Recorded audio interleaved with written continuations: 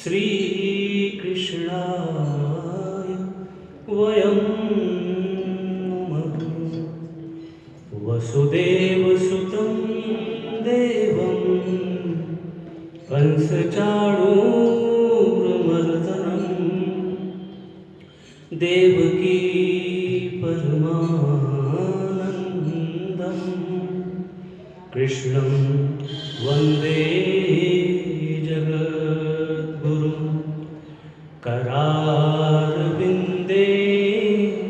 न पदारविन्दं मुखारविन्दे विनिवेशयन्तं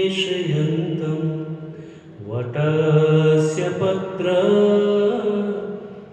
पुटे शयानं बालं मुकुन्दं मनसा स्मरामि। बालं मुकुन्दं मनसा स्मरामि। सुखावसाने इदमेव सारं दुःखावसाने इदमेव गेयं देहावसाने इदमेव जाप्यं गोविन्द दामोदर माधवेति। कृष्ण प्रेममयी राधा राधा प्रेममयो हरि जीवने निधने नित्यं राधा कृष्ण रतिर्मम। भक्तिभक्त भगवन्त गुरु चतुर्नाम बपुए तिनके पद बंधन किए नाशय विघ्न अनेक। यत्र यत्र रघुनाथ कीर्तनं तत्र तत्र कृतमस्तकाञ्जलिं बाष्पवारि परिपूर्णलोचनं मारुतिं नमत राक्षसान्तकं मारुतिं नमत राक्षसान्तकं। जड़ चेतन जग जीव जत सकल राममय जान बंधुं सबके पद कमल सदा जोरि जुग पान। श्यावर रामचंद्र की जय पवन सुत हनुमान की। श्री हनुमते नमः। श्री गुरु चरण सरोज रज निज मन मुकुर सुधार बरनउँ रघुवर विमल यशो जो दायक फल चार। बुद्धिहीन तनु जानिके सुमिरौ पवन कुमार बल बुद्धि विद्या देहु मोहि हरहु कलेश विकार। सियावर राम जय जय राम मेरे प्रभु राम जय जय राम। जय हनुमान ज्ञान गुण सागर जय कपीश तिहुँ लोक उजागर। राम रूप रघुवीर वर धामा अंजनी पुत्र पवन सुत महावीर विक्रम बजरंगी सुमति निवार सुमति के संगी। अंजन वरन विराज सुबेसा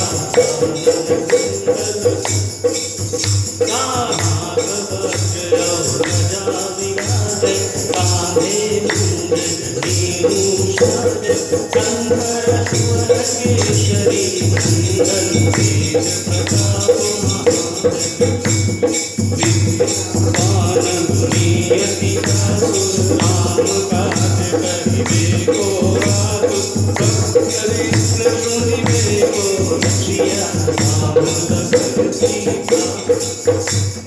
सूक्ष्म रूप धरि सियहि दिखावा विकट रूप धरि लंक जरावा।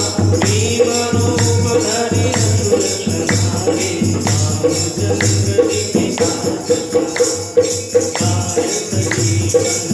जियाए, वीर रघुवीर हर्ष उर लाए, रघुपति कीन्ही बहुत बड़ाई, मम प्रिय भरतन सम भाई, वरन तुम यश गावै, अष्टपद श्रीपति कंठ लगावै, धनकादिक ब्रह्मादि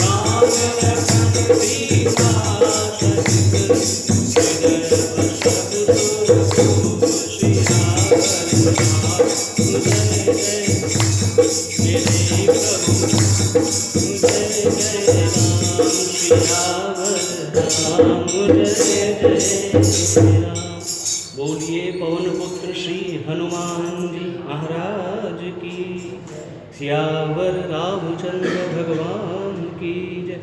श्री कृष्ण कन्हैया लाल की, व्यास भगवान की, सुखदेव भगवान की, श्रीमद्भागवत महापुराण की, सब संतन हरि भक्तन की। हर हर महादेव। जय जय श्री राधे, जय जय श्री राधे, जय जय श्री राधे। परिपूर्णतम परात्पर आनंद कंद श्रीमदाकारण करुणा वरुणालय अखिल ब्रह्मांड नायक मर्यादा पुरुषोत्तम दशरथ नंदन भगवान श्री राघवेंद्र की असीम अनुकंपा से मुझे भगवान साक्षी गोपाल जी के इस दिव्य दिव्य परम दिव्य पावन प्रांगण में आप श्रद्धामयी करुणामयी ममतामयी माताओं के बीच में भगवान साक्षी गोपाल जी के श्री चरण कमलों में बैठकर उन्हीं के आशीर्वाद कृपा प्रेरणा से उन्हें गाने का, उन्हें समझने का, उन्हीं की गंगा में डुबकी लगाने का, गोता लगाने का दिव्यतम स्वर्ण अवसर प्राप्त हुआ। इस कथा के मूल में जिनकी कृपा है उन श्री सीताराम भगवान के श्री चरण कमलों में नमन वंदन अभिनंदन प्रणाम। आइए भगवान श्री सीताराम जी के चरण शरण में रहते हुए हम और आप देवकी नंदन यशोदा नंदन ब्रज के प्यारे नंद के दुलारे बंशी वाले भगवान माधव मोहन मुकुंद मुरारी के आशीर्वाद कृपा प्रेरणा से उनके परम पावन प्रसंग को श्रवण करें, न ज़्यादा तो थोड़ा उस पर चलने का भी प्रयास करें। बोलिए वृंदावन बिहारी लाल की। तो हम और आप पहुंच गए हैं भगवान कृष्ण कहते हैं कि दैत्यों में मैं प्रहलाद हूँ। भक्त प्रहलाद की कथा सचमुच में बहुत सूत्र देती है, अद्भुत, अवर्णनीय, अकथनीय, असीम और अनंत है। कल की कथा में हम और आप श्रवण कर रहे थे। उनके पिता ने उनसे पूछा है कि आपको क्या अच्छा लगता है। उन्होंने एकमात्र यही बताया कि मुझे सबसे प्यारे और अच्छे भगवान विष्णु लगते हैं, उन्हीं का भजन करें, उन्हीं की लोग शरण में रहें, बस अपने कर्तव्य कर्मों का निर्वहन करते हुए बाकी समय भगवान गोविंद माधव मुकुंद मुरारी भगवान विष्णु की शरण में भक्त रहे। उनकी जो नवधा भक्ति है उसी में हम रमण करें, कभी श्रवण, कभी कीर्तन, कभी पाद सेवन, कभी शक्य, कभी आत्मनिवेदन आदि नवधा भक्तियों में रमण करें। ये सारी बातें सुन करके हिरण्यकश्यप तिलमिला उठा। जिस भगवान विष्णु से मैंने इतना घनघोर बैर ठान रखा है, मेरा पुत्र कहता है उसका भजन करो, उसकी शरण में रहो। बेटा तुम्हें पता नहीं है, तुम्हारे चाचा इतने धनुर्धर, इतने बलवान थे, इतने मजबूत थे, और इसी देवताओं के जो नायक हैं विष्णु भगवान, उन्हीं ने सबका वध कर दिया, उन्होंने उनका भी वध कर दिया। हमारे राक्षसों के वो बहुत बड़े शत्रु हैं, तुम्हें खबर नहीं, और तुम उन्हीं का पक्षपात कर रहे हो। एक भेद वाली बात हिरण्यकश्यप के जीवन में विद्यमान हो गई है। भक्तराज प्रहलाद चाहते हैं कि किसी भी प्रकार से हमारे पिताजी भगवान विष्णु के भक्त बन जाएं, उनकी शरण में आ जाएं, लेकिन ऐसा होता हुआ दिखाई नहीं दे रहा है। कथा कहती है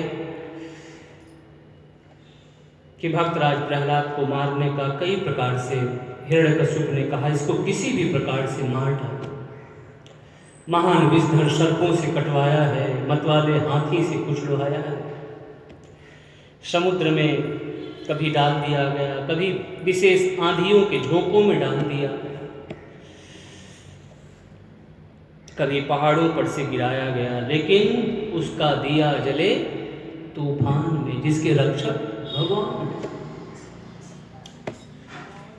डूबतों को बचा लेने वाले मेरी नैया है तेरे हवाले।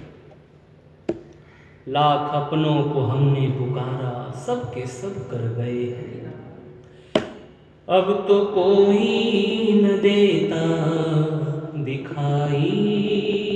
अब तो कोई न देता दिखाई, सिर्फ तेरा ही मुझको सहारा, सिर्फ तेरा ही मुझको सहारा।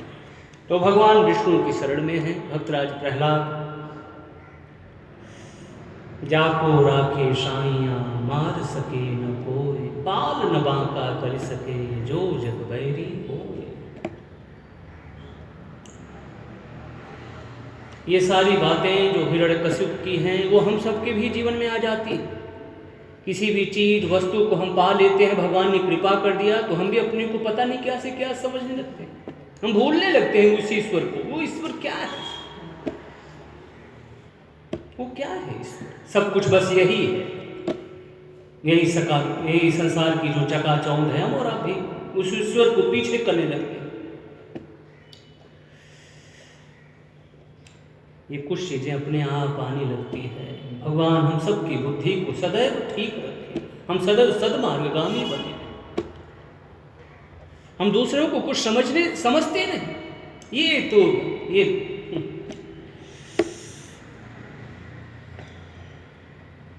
हम अपने को सब प्रकार से श्रेष्ठ समझने लगते हैं। मैं घमंडों में भरा ऐठा हुआ, एक दिन था मुंडेरे पर खड़ा। अयोध्या सिंह उपाध्याय हरिओत जी बड़े अच्छे साहित्यकार हुए। वो एक पहलवान की बात को कह रहे हैं कि पहलवान जी बड़े मजबूत थे, हट्टे कट्टे मजबूत थे। वो ऊपर चढ़े थे और बार बार अपने शरीर को देख रहे थे, मैं इतना, मैं इतना, मैं इतना। उन्हीं की बातों को लिख रहे हैं। एक दिन मैं मुंडेरे पर खड़ा था, अचानक दूर से एक तिनका आंख में मेरी पड़। ध्यान दीजिए, एक तरफ वो पहलवान है और क्या आ रहा है उनकी आंख में? एक तिनका, एक छोटा सा हल्का सा तिनका उनकी आंख में पड़ा। लोग लगे मूठ कपड़ों की देने।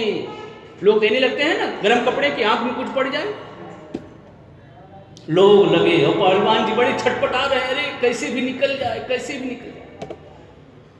अब पहलवान जी कह रहे हैं कि मानो पहलवान जी से वो ऐंठ कह रही है, ऐंठता तो किस लिए इतना रहा है पहलवान जी, ऐंठता तो किस लिए इतना रहा, एक तिनका है बहुत तेरे लिए, एक तिनका है बहुत तेरे लिए।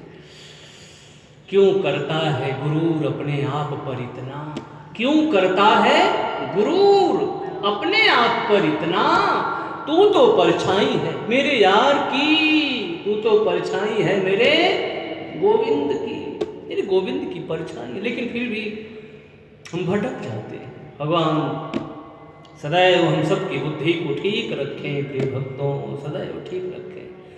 हिरण्यकशिप के जीवन में जब सब चीजों पर उसका अधिकार हो गया तो समझता है मैं ही ईश्वर हूँ, मैं ही भगवान हूँ, सिर्फ मुझे मानो, सिर्फ मुझे जानो।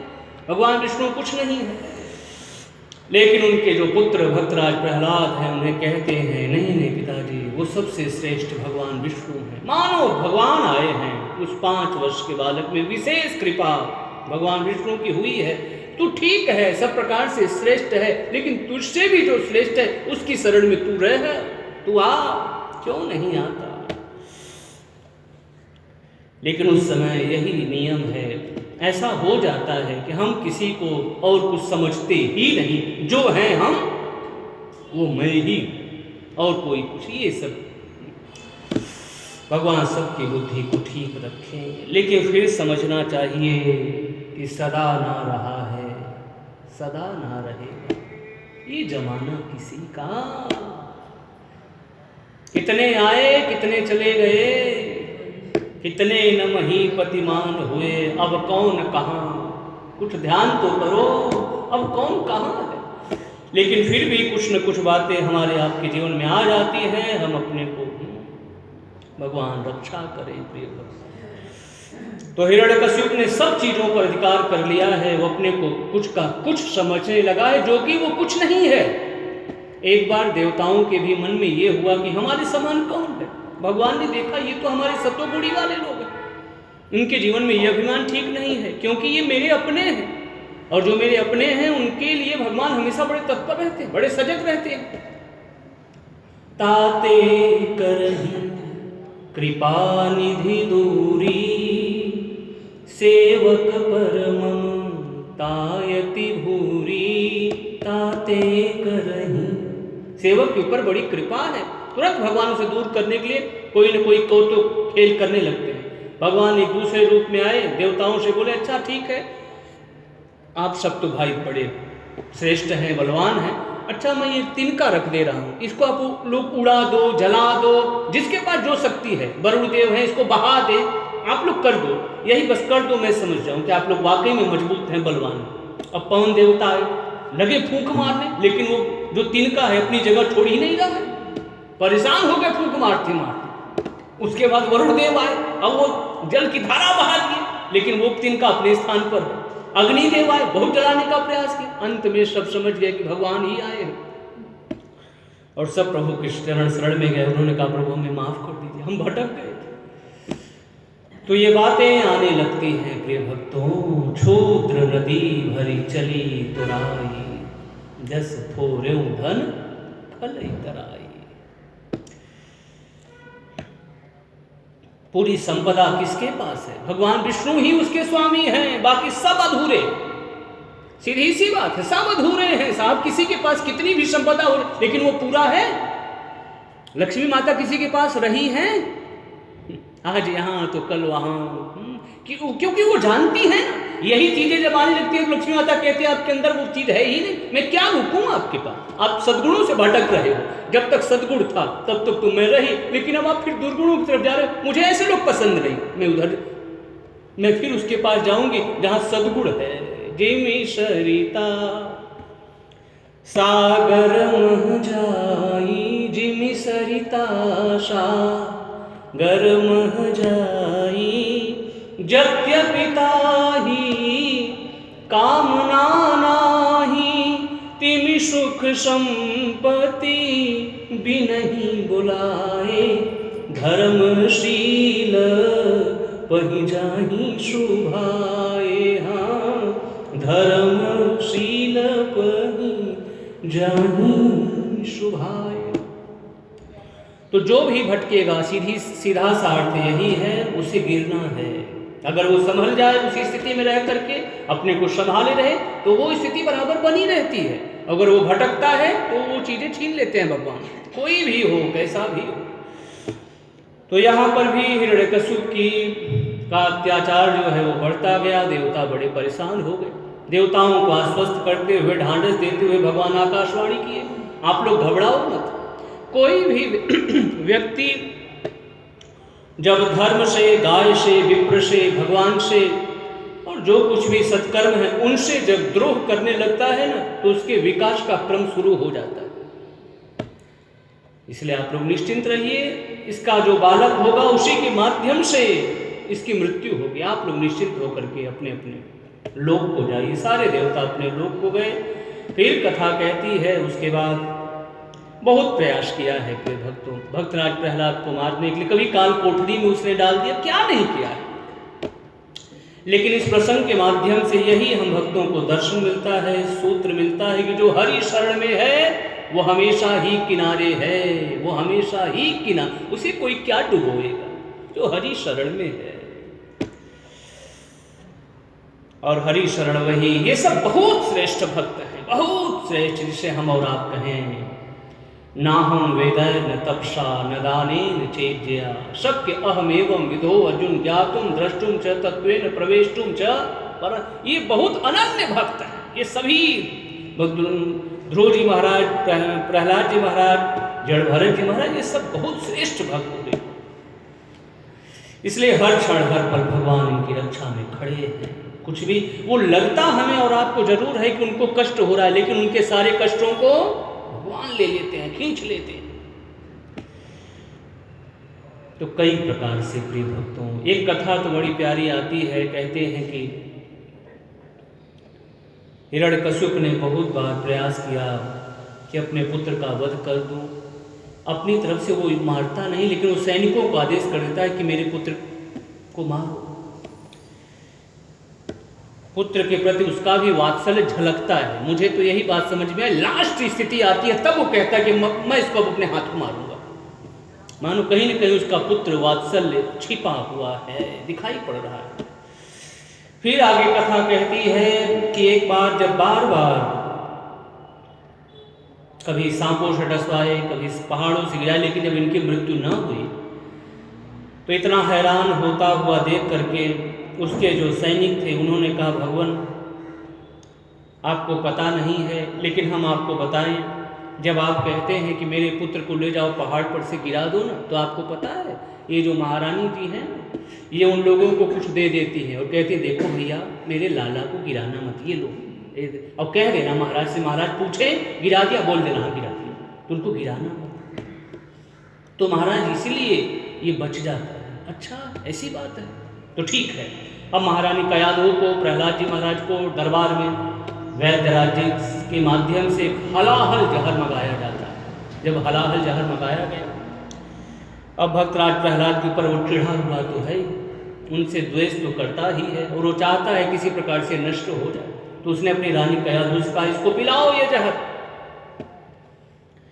कयाधु माता की जो महिमा है सचमुच में वो बड़ी श्रेष्ठ है। कयाधु माता भी यदि हम और आप कहें श्रेष्ठ, अच्छी पतिव्रता है, अच्छी पतिव्रता नारी है। और जब कयाधु माता से कहा गया कि आप इनको जहर पिलाओ, तो कयाधु माता कहती हैं कि जिन हाथों से मैंने अपने लाला का पालन पोषण किया, क्या उन हाथों से मैं अपने पुत्र को जहर पिलाऊं? अब पुरुष तो हो सकता है कठोर हो जाए, लेकिन पुत्रों को पुत्र हो जाते।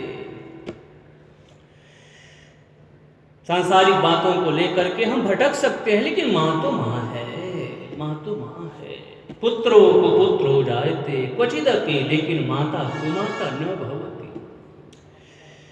माँ कयाधु ने कहा जिन हाथों से मैंने अपने लाला का पालन पोषण किया, उन हाथों से मैं उसको जहर पिलाऊं? असंभव, ऐसा कभी नहीं हो सकता। और जैसे उसको जहर पिलाने की बात है, एक छोटा सा हम और आप उसी स्थिति में चले। एक छोटे से प्रहलाद जी हैं, ये बड़े नहीं हैं, छोटे से हैं, बच्चे एकदम नन्हे, राजकुमार सुकुमार बालक, उनको हिरण्यकशिपु कह रहा है इनको जहर पिलाओ। क्या वो माँ अपने को धीरज कैसे बधाएगी? वैसे ही माँ जो है इतनी कोमल होती है, वो बच्चे की हर प्रकार की रक्षा करने में तत्पर रहती है, और उसी से कहा जा रहा है अपने बच्चे को जहर पिलाओ। माँ इतनी कठोर नहीं हो सकती। जैसे ही उसने सोचा कि इतनी विपदाएं आई, आज फिर एक विपदा खड़ी हो गई, और वो भी महाराज मुझसे कह रहे हैं कि अपार कष्ट हुआ है माँ कयाधु को, और तुरंत उसी क्षण वो पठार खा करके मूर्छित होकर के गिर पड़ी। जैसे ही गिर पड़ी, भक्तराज प्रहलाद को हर स्थिति परिस्थिति में बस उन्हें भगवान विष्णु ही समझ में आ रहे, दिखाई दे रहे हैं। तुरंत उन्होंने वो जो जहर का पात्र था, प्याला था, उसको उठाया और हरि नाम का उच्चारण जैसे ही किया, मानो भगवान विष्णु महादेव के पास पहुंचे और भगवान शिव से बोले, भगवान एक बार आपने विश्व हित के लिए हलाहल जहर का पान किया था, जाइए जाइए भगवान, मेरे भक्त के कंठ में बैठ करके उसके हलाहल जहर को आप पी लीजिए। जैसे ही भगवान विष्णु की बात समाप्त हुई, तब तक महादेव भगवान शिव शंकर पहुंच गए, मानो उनके कंठ के माध्यम से उस जहर को पी रहे हैं प्रहलाद जी महाराज, लेकिन वो पी रहे हैं भगवान शिव शंकर पी गए। वो वैसे ही तरोताजा श्रेष्ठ दिव्य और भी चमकने लगे, और वो अपनी माँ को उठाने लगे। अरे माँ उठ जा उठ जा, देख देख ये जहर थोड़ी था, ये तो दूध था, देख मेरा कुछ बिगड़ा, अगर ये जहर होता तब तो जरूर कोई न कोई हानि होती। लेकिन देख माँ, अब माँ को जब जगाने लगे तो माँ की आंखें खुली और माँ ने देखा कि वो जो प्याला है जहर का वो खाली है और मेरा पुत्र हंस रहा है, बोल रहा है। माँ ने कस करके अपने हृदय से लगा दिया। माँ को ऐसा लगा कि मैंने दोबारा अपने पुत्र को पा लिया। इस बात को सुन रहा था हिरण्यकशिपु, वो वैद्य के ऊपर बिगड़ खड़ा हुआ, तुम जहर न ला करके बल्कि दूध ले आए? नहीं नहीं महाराज, मैं तो जहर लेकर के आया था। और महाराज मैं आपको बताऊं, वो जहर इतना भयानक था कि पीने की बात तो दूर की है, अगर उसकी सुगंध भी नाक के माध्यम से मुंह में चली जाए तो उसका तुरंत प्राणांत हो जाता। अब कैसे बच गया आपका पुत्र, मुझे तो कुछ खबर नहीं, तो फिर से जहर मंगाया जाए। हिरण्यकश्यप कहता है कि अब उस जहर को तुम पियो, जब तक तुम मरोगे नहीं तब तक पता कैसे चलेगा कि ये दूध था कि जहर था। अब वैद्यराज सोचने लगे, देखो मैंने भक्त के ऊपर इस आपदा को डालने का प्रयास किया और वही आपदा मेरे ऊपर आ गई। जो अपराध भगत सन करई तो राम रोष पावक सो जरई, राम रोष। जहर मंगाया गया, जहर आ गया। वैद्यराज उस जहर को पीने के लिए जैसे ही लड़खड़ाते हुए हाथों से, उनके हाथ काम नहीं कर रहे हैं, हाथ कांप रहे हैं, और जैसे ही अपने मुंह के पास ले गए, अभी पिया भी नहीं था, उसकी सुगंध मात्र से उनका प्राणांत हो गया। लेकिन फिर हम और आप कहें, संत हृदय नवनीत समाना, निज परिताप द्रवई नवनीता, निज परिताप द्रवई नवनीता, पर दुख दुखी संत सुपुनीता, पर दुख दुखी संत सुपुनीता। जैसे उन्होंने देखा कि वैद्यराज जी का प्राणांत हो गया, उन्होंने कहा, प्रभु यदि मैं आपका मन क्रम और वचन से भक्त हूं तो तुरंत ये वैद्यराज पुनर्जीवित हो जाए। जैसे उनका वाक्य समाप्त हुआ, वैद्यराज पुनः उठ करके बैठ गए और उन्होंने समझ गए, उनको समझते देरी न लगी, ये सब भक्तराज प्रहलाद की ही कृपा है। तुरंत उनके चरणों पर गिर पड़े, बोले, भगवान मुझे माफ करिए, मुझे माफ करिए, मुझसे बहुत बड़ी गलती हुई। तो भक्तराज प्रहलाद के जीवन में 1 2 3 4 नहीं, अनगिनत, जिसे गिना ना जा सके, जिसे गिना ना जा सके। लेकिन हर बार सारी विपत्तियों, सारी बाधाओं, सारी संकटों को वो चकमा दे जाते, जिनके साथ भगवान खड़े हैं। यही तो भगवान दिखाते हैं, देख हिरण्यकश्यप, देख तू कुछ नहीं कर पाएगा, देख करके दिखा तो मैं तुझे जानू कि तू हाँ है बलशाली, है तू भगवान, करके तू दिखा मेरे भक्त का, कुछ भी अनिष्ट करके तू दिखा। तू फेल हो गया हिरण्यकश्यप, अब भी तू शरण में आ जा, तू कुछ नहीं कर सकता। हम भूल जाते हैं कि सुप्रीम से सुप्रीम से सुप्रीम से भी सुप्रीम पावर है, उसको याद रखें गोविंद प्यारे। प्रिय भक्तों, हमेशा हम और आप परमात्मा को याद रखें। फिर उसके बाद कथा कहती है कि एक बार जब काल कोठरी में बंद किया है तो हमारे संतों का कहना है, भगवान अपने विष्णु लोक में बैठे थे, मुंह को नीचा किए हुए बैठे थे। माँ लक्ष्मी ने पूछा, प्रभु बात क्या है, आप इतने दुखी क्यों बैठे? देवी मैं क्या बताऊं, मेरा भक्त प्रहलाद आज कई दिनों से काल कोठरी के अंदर वो बंद है, उसने कुछ भोजन नहीं किया, और उसकी भी याद मुझे इतनी आ रही है कि मैं उसी के बातों को याद करके, उसी को याद करके मुझे अपार कष्ट हो रहा है, बहुत दुख हो रहा है। तो आप चिंता मत करिए प्रभु, मैं अभी जाती हूँ, उसको सुंदर अपने दिव्य हाथों से भोजन करा के आती हूँ। तुरंत माता लक्ष्मी स्वर्ण के थाल में लेकर के गई भोजन, और उनको वहां पर वो भोजन कराती थी। इसी प्रकार से प्रिय भक्तों, भगवत प्रेमियों, कई संकट आए हैं भक्तराज प्रहलाद के जीवन में। कभी लोहे को उसने गर्म कर दिया, लेकिन और उसमें उनको कहा कि आप, लेकिन प्रिय भक्तों फिर मैं कहूँ, वो हरदम ही किनारे है, वो हरदम ही किनारे है। जिसकी रक्षा करे भगवान गोविंद, तो बाल न बांका कर सके। अंत में वो हार गया। खैर और भी कुछ कथाएं हैं, उसमें भक्तराज प्रहलाद जी ने अपने असुर बालकों को भी समझाया, कुछ दिव्य ज्ञान की चर्चा किया है, संसार क्या है, एकमात्र भगवान विष्णु की आराधना करनी चाहिए। यही बात वो दैत्य बालकों को भी शिक्षा दे रहे हैं कि आप लोग भगवान की शरण में रहिए। ये मैं पराया, मैं तेरा मेरा, ये सबका झूठा दुराग्रह है। न कोई किसी का, न कोई, न कुछ मेरा न कुछ तेरा, चिड़िया रैन। तो दैत्य बालक भी भगवान की तरफ घूम पड़े, उनकी शरण में आ गए। तो उसके बाद कहते हैं कि जो संड और अमर्क थे वो गए हिरण्यकशिपु के पास। अरे महाराज महाराज, आपको खबर है आपके पुत्र ने तो बहुत बड़ा उत्पात कर दिया। अब जितने बालक थे, अभी तक तो अकेले ही भगवान नाम का सुमिरन कर रहा था, अब जितने बालक हैं सब कुछ ही भगवान विष्णु की शरण में लगा दिया। अब तो विशेष रूप से तिलमिला उठा, अब इसका वध मैं अपने हाथों से करूंगा। और जैसे ही भक्तराज प्रहलाद के वध की वो योजना बनाता है, उसके बाद भक्तराज प्रहलाद से कहता है कि तू कहता है कि तेरा ईश्वर सर्वत्र है। ईश्वर सर्वभूतानां हृदय देशे अर्जुन तिष्ठति भ्रामयन् सर्वभूतानि यंत्रारूढ़ानि माया। ईश्वर सबके हृदय में सब जगह है। तो बता, क्या वो जो सामने खंबा क्या इसमें भी है? तेरा विष्णु क्या आ जाएगा तेरी रक्षा करने? ऐसी बातें वो हिरण्यकशिपु भक्तराज प्रहलाद जी से कहते हैं, आज मैं देखता हूं तेरी रक्षा कौन कैसे करते हैं। बस भगवान भी अपने भक्त की बात को सत्य करने के लिए उस खंभे में से भी प्रकट हो जाते हैं। इसलिए हमारे शास्त्र कहते हैं, प्रहलाद जी महाराज कहते हैं, पिताजी मेरे ईश्वर हैं कहाँ नहीं है? आप कहते हैं खंभे में हैं, मैं आपसे कहता हूँ वो कहाँ नहीं है। हे पिताजी मैं आपको क्या कहूँ? पिता मूर्ख तो ही सूझत नाही, घट घट व्यापक राम।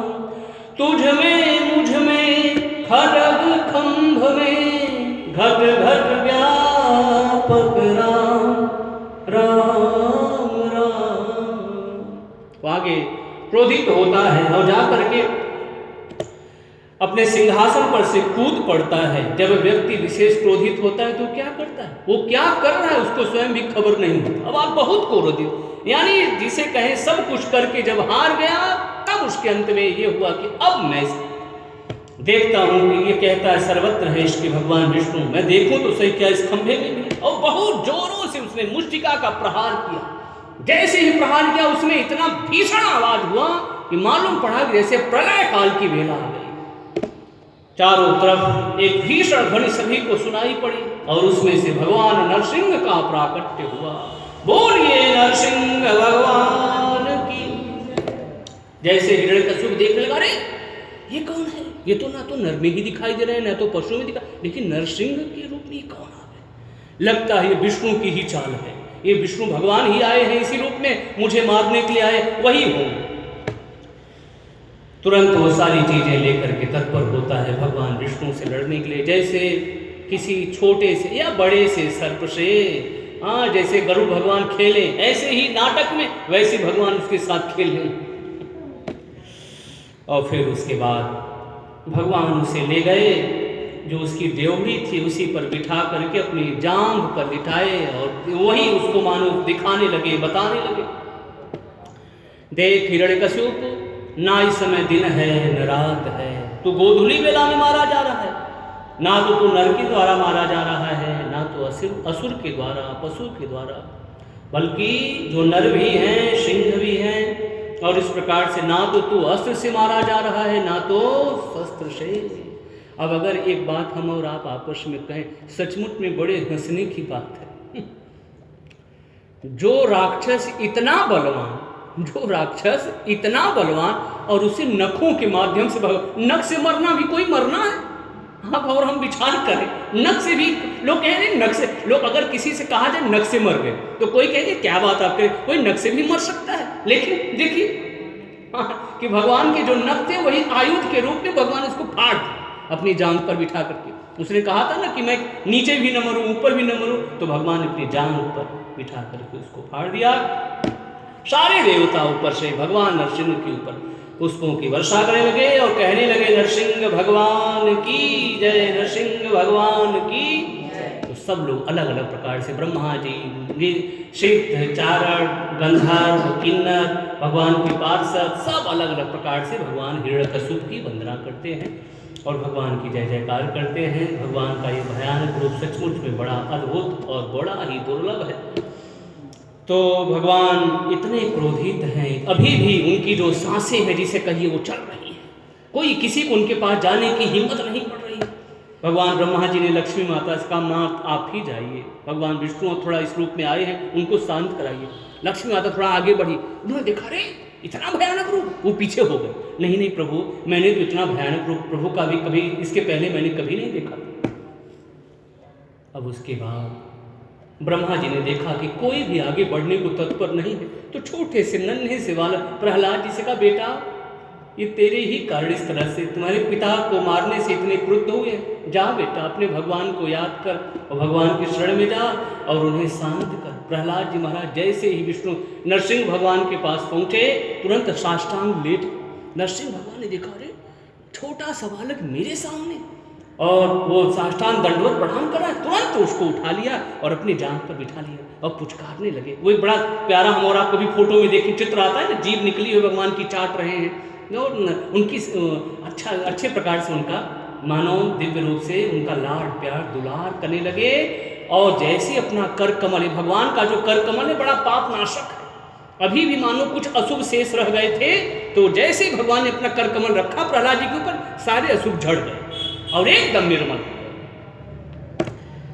नरसिंह भगवान तो ऐसे दिव्य और कई बातें किए हैं, प्रहलाद जी महाराज ऐसे कई बातें किए हैं, लेकिन प्रिय भक्तों हम और आप कहें एक बहुत प्यारी बात नरसिंह भगवान कहते हैं। नरसिंह भगवान कहते हैं, बेटा प्रहलाद मैं आपसे एक बात कहूँ,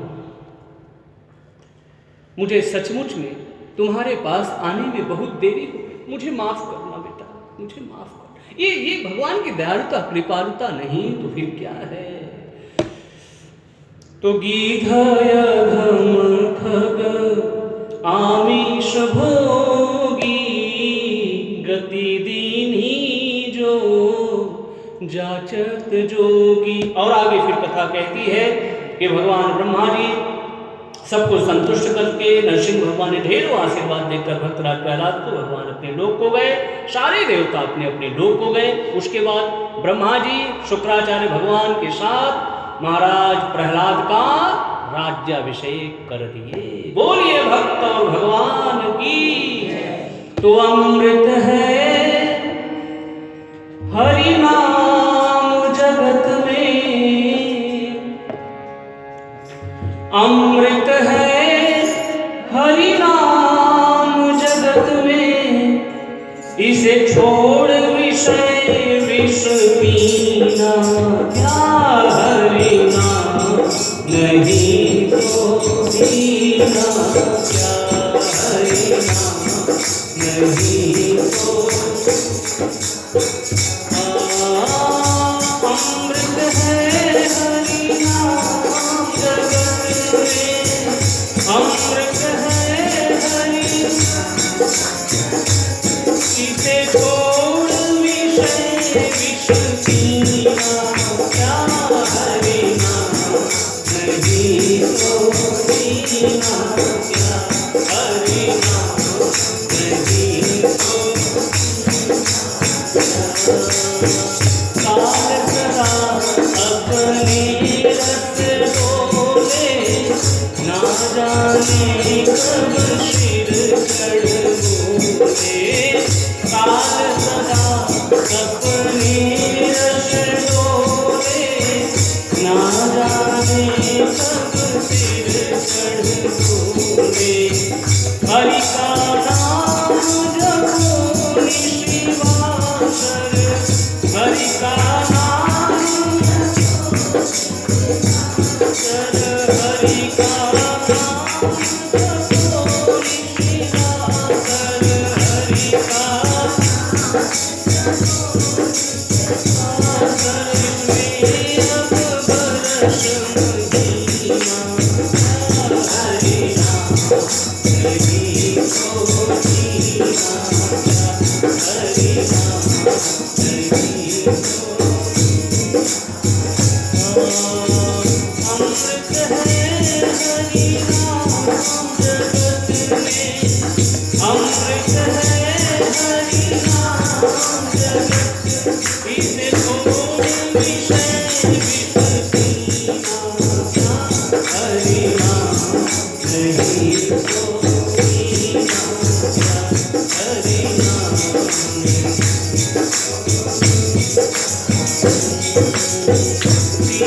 हरि नाम हमारा, फिर क्यों फिरता मारा, तीरथ है हरि नाम। गाइए फिर क्यों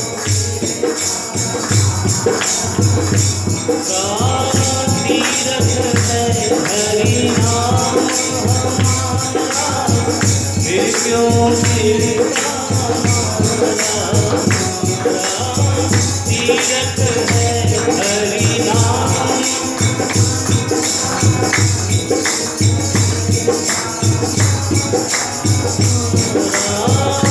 अंत समय हरि नाम आवे, अंत समय हरि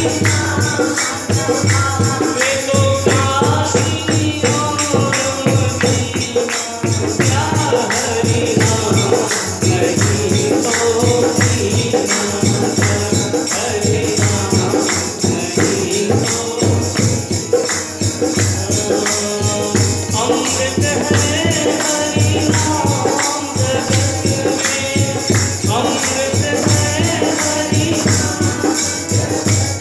इसे छोड़ विषय विष पीना, क्या हरि नाम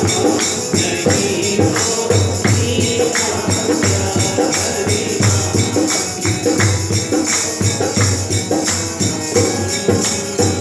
भूषण से सब रंग सजावे, रचना पे हरि नाम गावे। भूषण से सब रंग सजावे, रचना पे हरि। गाइए भूषण पे सब रंग सजावे, रचना पे हरि नाम गावे। भूषण से सब रंग रचना पे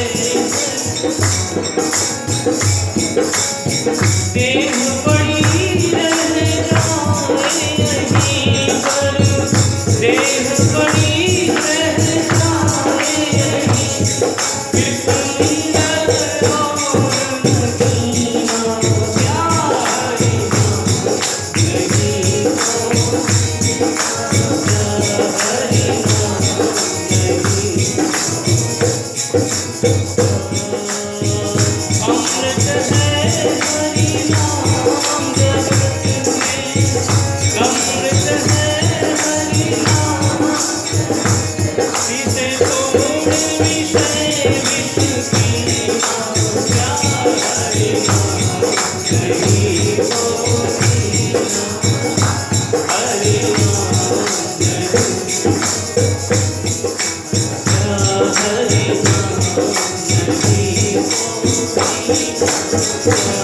हरि नाम नहीं तो बोलिए वृंदावन बिहारी लाल की। फिर उसके बाद कथा कहती है कि गजेंद्र की कथा आती है। गजेंद्र जिसकी शक्ति बहुत बढ़ी हुई थी, त्रिकूट क्षीर सागर में एक त्रिकूट नाम का पर्वत है जो 10,000 योजन ऊंचा है, उतना ही लंबा चौड़ा दिव्य और श्रेष्ठ है, जिनकी 3 प्रकार की देवतम चोटी है, जो एक सोने की, लोहे की और सोने की है, जो चमकती रहती है, जिसकी शोभा आभा बड़ी दिव्य है, श्रेष्ठ है। और ये जो समुद्र है उसको, उसके पास, उसके नीचे जो है अपनी लहरों को उससे स्पर्श कराता रहता है। श्रीमद् भागवत जी कहते हैं मानो उसके चरणों को वो पखार रहा है। भाई श्रेष्ठ है, पर्वतों का राजा है। त्रिकूट पर्वत अपने में एक अद्भुत है, अलौकिक है, और उस पर्वत पर सारी दिव्यता है, सारी शोभा है, बहुत बढ़ चढ़ करके अद्भुत है। वो पर्वत अपने में देखने में सुंदर है, दिव्य लगता है। उसी की तराई में कहते हैं भगवान के श्रेष्ठ भक्त वरुण देवता रहते हैं, वहाँ पर भी एक दिव्य श्रेष्ठ उद्यान है, और उसी के बीचों बीच एक बहुत भारी सरोवर है।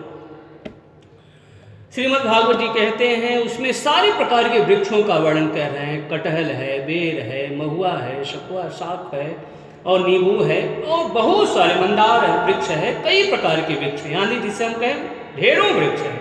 और बहुत सारे लोग जिस जो देवताएं हैं, अप्सराएं, उसमें सब आते रहते हैं, घूमते रहते हैं। अद्भुत है, अपने बड़ा श्रेष्ठ वो उद्यान है।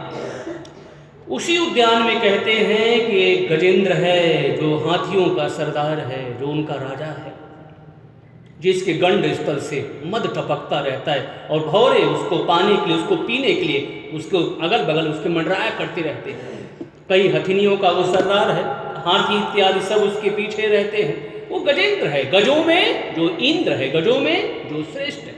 उसके बाद कथा कहती है कि फिर वो ऐसे समय बीतता रहा। एक समय की बात है, एक दिन की बात है, वो गजेंद्र चल पड़ा है। बड़े जोरों की धूप है, उसके पैर इतने मजबूत हैं, बलवान हैं कि एक बार जब वो चलता है तो पर्वत भी कांपने लगता है। और उसके बाद ढेरों बच्चे उसके पीछे पीछे चल रहे हैं, हथिनियाँ चल रही हैं, हाथी सब इत्यादि चल रहे हैं।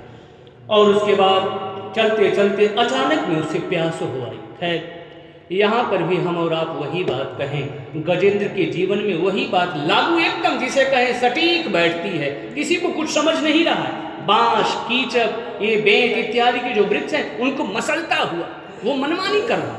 फिर हम और आप वही बात कहें कि गजेंद्र को समझना चाहिए कि सदा ना रहा है। अरे गजेंद्र रुक जा, सदा ना रहा है, सदा ना रहेगा ये जमाना। किसके बल में तू इतना गुरूर, किसके लिए तुझे इतना गुरूर हो गया है? अभी भी समय है, थोड़ा रुक जा गजेंद्र। और उसके बाद कथा कहती है, लेकिन गजेंद्र कहाँ मानने वाला? जो भी अपने मद में है, गुरूर में है, वो जब तक चोट नहीं लगती कोई मानता है? बच्चों को माता पिता कुछ भी समझा ले, लेकिन बच्चे जब तक चोट उनको नहीं लगेगी तब तक वो मानने वाले, तब उनको बाद में होश आएगा, हमारे माता पिता, हमारे बड़े लोग बिल्कुल ठीक कह रहे थे, मुझे ये क्या हो गया था। लेकिन ये मद जो है पीछे हटने को कहता ही। तो कीचक, बांस इत्यादि जो उनको रंगता हुआ अपने बल में वो विशेष रूप से बढ़ा हुआ है। और उसके बाद कहते हैं सरोवर, उसी सरोवर में उसी के समक्ष से गंध की खुशबू लिए शीतल मंद दिव्यतम वायु बह रही थी। और उसी वायु को सूंघता हुआ वो समझ गया कि आगे ही सरोवर है, और उसी वायु के सहारे वो चल पड़ा। सारे बच्चों, हथिनियों, हाथियों को लेकर के चल पड़ा। और जैसे ही उस सरोवर में उतरा है और दिव्य रूप से पहले तो खूब छक करके उसने जल पिया, फिर उसके बाद जो बच्चे हैं उनकी सूंड में डाल करके वो उन्हें भी जल पिलाने लगा। हाथी की सबसे, जैसे हम और आप कहें, हाथी को जल क्रीड़ा बहुत प्यारी लगती है। एक दूसरे के ऊपर ये दोनों एक दूसरे के ऊपर सब पानी इत्यादि डालने लगे, स्नान कराने लगे अपने छोटे बच्चों को। फिर उसके बाद कथा कहती है खूब आनंद में उसी जल में वो मगन हो रहा, लेकिन उसे खबर नहीं कि कराल का उसके ऊपर एकदम बैठा हुआ। और अचानक में तब तक एक बलवान ग्राह ने उसके पैर को पकड़ा। अब हमारे संतों ने, हमारे शास्त्रों ने कहा कि ये संसार ही मानो एक उद्यान है या एक सरोवर है, और इसमें मानो हर व्यक्ति उसी गजेंद्र की तरह विचरण कर रहा है। ऐसा भी संतों ने अपना भाव रखा, अच्छा भाव। और उसमें किसी को भी कुछ खबर नहीं है, सब लोग भूले हुए हैं कि कौन कब क्या होगा। लेकिन वही बात अभी हम और आप गा रहे थे ना कि काल सदा अपने रस डोले, ना जाने कब सिर चढ़ बोले। काल सदा अपने रस डोले, ना जाने कब सिर चढ़ बोले। खबर नहीं साहब, ये जिंदगी जो है कब क्या हो जाए। इसलिए वैसे प्रभु सभी को शतायु रखें, स्वस्थ रखें, निरोग रखें, हम सबकी यही कामना हो। लेकिन जिंदगी जो है साहब, जिंदगी की हकीकत पुरानी, चलते रुकना है इसकी। और प्रिय भक्तों, हम और आप जानते ही हैं साथ देती नहीं ये। तो चलते श्वास रुक जाएगी, चलते चलते शम्मा बुझ जाएगी, जलते जलते दम निकल जाएगा रोशनी का। क्या भरोसा है इस जिंदगी का। तो अभी ये जो गजेंद्र है इसको इसी सरोवर में आनंद करने दीजिए, अभी ज़्यादा आगे मत करिए, आनंद करने दीजिए।